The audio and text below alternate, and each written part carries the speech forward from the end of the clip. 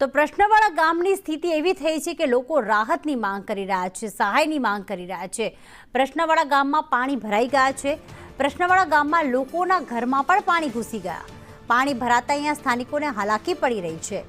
લાંબા વિરામ બાદ વરસાદ થતાં ખેડૂતો ખુશખુશાલ છે, પરંતુ રાત્રે 12 વાગ્યાથી સતત 6 ઇંચ જેટલો વરસાદ વરસતા સમગ્ર ગામ પાણી થઈ ગયું છે। તો ગીર સોમનાથનું સુત્રાપાડા ગામ, જેમાં પ્રશ્નવાળા ગામ આવેલું છે કે જ્યાં જળબંબાકાર જેવી સ્થિતિ છે। ખેડૂતો તો ખુશખુશાલ છે, કારણ કે લગભગ લાંબા વિરામ બાદ 10 દિવસના વિરામ બાદ ફરી મેઘરાજાએ એન્ટ્રી કરી છે, એક નવા રાઉન્ડની શરૂઆત કરી છે અને હજી પણ આગામી 7 દિવસ સાર્વત્રિક વરસાદની આગાહી સમગ્ર ગુજરાત માટે કરવામાં આવી છે, ખાસ કરીને સૌરાષ્ટ્ર અને દક્ષિણ ગુજરાત માટે। ત્યારે સુત્રાપાડાનું પ્રશ્નવાળા ગામ આપ જોઈ રહ્યા છો કે 2 કલાકની અંદર 6 ઇંચ વરસાદ ખાબકતા ઘરની બહાર સ્વિમિંગ પુલ જેવા દ્રશ્યો, નદી જેવા દ્રશ્યો જોવા મળી રહ્યા છે। ખેડૂતો ખુશખુશાલ જણાઈ રહ્યા છે, પણ લોકોની ઘરવખરી ખૂબ પલળી ગઈ છે અને એના જ કારણે લોકો પરેશાન છે। તેમનું કહેવું છે કે અમને સરકાર દ્વારા કોઈ સહાયની, કોઈ રાહતની જે છે તે જાહેરાત કરવામાં આવે, જેના કારણે અમે અમારું પેટ્યું રડી શકીએ, કારણ કે પાણી ભરાવાના કારણે ના પોતાના નોકરી ધંધા પર તે જઈ શકે છે, સાથે ઘરમાં માલ સામાન આખો પલળી ગયો છે, અનાજ પલળી ગયું છે, તેનું પણ નુકસાની ભોગવવાનો આ રહીશોને વારો આવ્યો છે। ગીર સોમનાથ જિલ્લાની અંદર મધરાતે ધોધમાર વરસાદ વરસ્યો હતો। તેમાં પણ ખાસ કરીને સુત્રાપાડામાં 11 ઇંચથી વધુ વરસાદ છે તે વરસ્યો હતો, જેને લઈને સુત્રાપાડાના પ્રશ્નવાળા ગામે રહેણાંક મકાનોની અંદર વરસાદી પાણી ઘૂસ્યા હતા।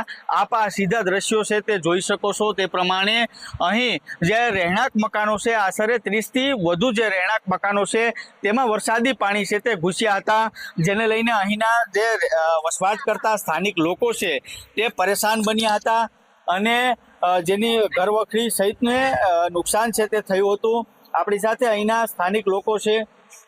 કેવી પરિસ્થિતિ, કેવો વરસાદ પડ્યો તો કેવી રીતે પાણી આવ્યું? રાતે 12 વાગે વરસાદ ચાલુ છે, તો સવારના 5 વાગ્યા સુધી વરસાદ હતો। વરસાદ સારો થયો છે, પણ એ પ્રમાણે પાણી વધારે આવ્યું છે। બપોર કરતાં પણ અમારે પાણી વધારે આ વખતે ઘરની અંદર ગળી ગયું છે, તો ઘણું બધું નુકસાન થયું છે। શેટી ડૂબી ગઈ છે, ફ્રીજ દુકાનની અંદર હતા એ ડૂબી ગયા છે 3-4, બરાબર। પછી અનાજ 2-3 ટાંકીના અનાજ ફેલ છે। પોઝિશન બહુ વધારે હતી।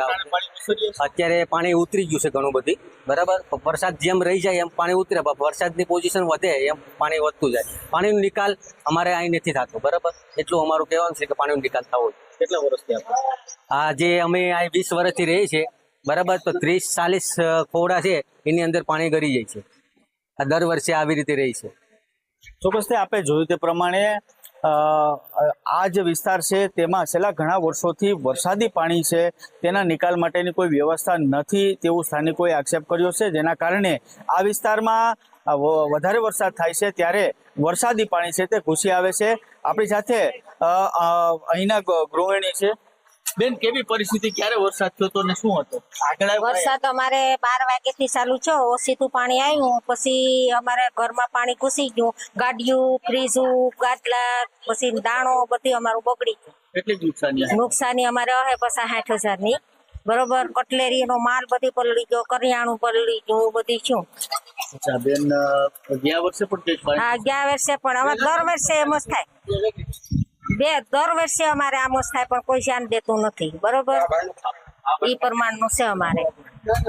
ચોક્કસથી આપે જોયું તે પ્રમાણે આ વિસ્તારમાં છેલ્લા ઘણા વર્ષોથી વરસાદી પાણી ઘૂસે છે, પણ પરંતુ વરસાદના એ પાણીના નિકાલ માટેની કોઈ વ્યવસ્થા નથી તેવો સ્થાનિક લોકો આક્ષેપ કરી રહ્યા છે। છેલ્લા એકાદ મહિનાથી વરસાદ નહોતો અને આજે સાંજેથી એટલો વરસાદ પડ્યો, 11-12 ઇંચ વરસાદ પડ્યો છે। બહુ પાણીની જરૂરિયાત હતી, બહુ સારો વરસાદ થયો।